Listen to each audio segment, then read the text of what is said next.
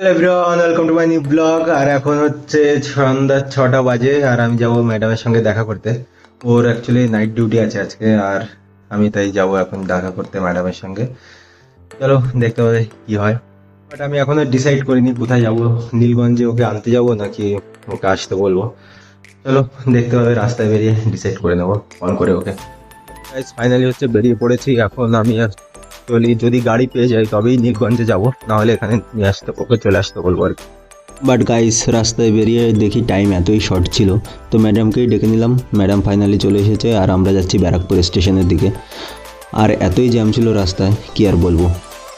আর finally guys, ম্যাডামের সঙ্গে দেখা হয়ে গিয়েছে। আর ম্যাডাম যাবে হচ্ছে ডিউটিতে। আর ডিউটিতে তো যেতেই হবে। ম্যাডামের খুবই প্রবলেম হচ্ছিল যে রোজ রোজ ডিউটি কেন, কিন্তু জাস্ট কর্পোরেট লাইফ, যেতে তো হবেই ম্যাডামের, কিছুই করার নেই। বাট আমার হচ্ছে 5টার সময় ছুটি হয়ে যায়, তাই আমি একটু টাইম পেয়েছি ম্যাডামের সঙ্গে ঘোরার। গল্প করতে করতে ব্যারাকপুর স্টেশনে চলে আসলাম আমরা। এখন যাব হচ্ছে ফুচকা খেতে। ম্যাডামের মন করছিল ফুচকা খাওয়ার জন্য, তো আমি বললাম চল তাহলে ঘুরে আসি ফুচকার দোকান থেকে, চলো। আর একটু হেঁটেই চলে আসলাম ফুচকার দোকানের কাছে। এটা হচ্ছে দাদা বৌদির অপোজিটে, অনেকেই খেয়ে থাকবে এখান থেকে ফুচকা। আর ম্যাডাম হচ্ছে যাচ্ছে অর্ডার করতে ফুচকাটা। আর আমরা এখন অর্ডার করছি হচ্ছে দই ফুচকা। আর এটা হচ্ছে একদম দাদা বৌদির অপোজিটে। আর ফাইনালি আমাদের ফুচকা চলে এসেছে। ম্যাডামের সঙ্গে অনেকদিন পরে ফুচকা খেলাম, তাই ম্যাডামেরও খুব মজা লাগছিল। ম্যাডাম হচ্ছে এখন দই ফুচকা খাচ্ছে, আর এটা দেখো দাদা বৌদি। আমাকে বেশি তোমাকে বেশি দেয় সবাই, আর আমাকে কমই দেয়। কেমন খেতে? এই দাদা বৌদির অপোজিটে এটা খুবই ভালো। আমরা এতে কতদিন যাইনি বলো? যাবা রায়পুরে গেছে ওটা আবার, চলো তাড়াতাড়ি খেন। আর গাইস, ম্যাডামকে দেখো, ম্যাডামের ডায়েট এখনো শুরু হয়নি, চলছে।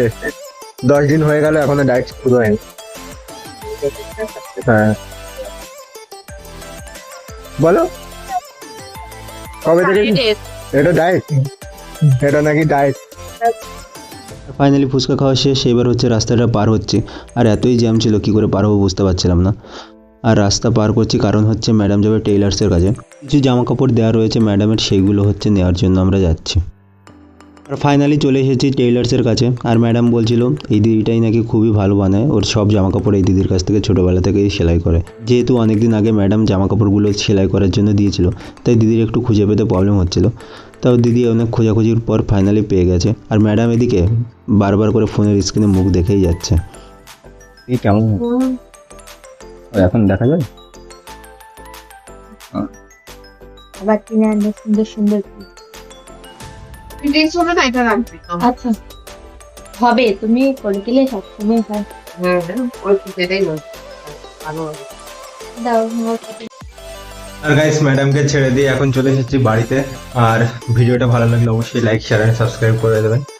থ্যাংক ইউ, দেখা হচ্ছে পরবর্তী ভিডিওতে। তখন সবাই ভালো থাকবেন, সুস্থ থাকবেন, বাই বাই।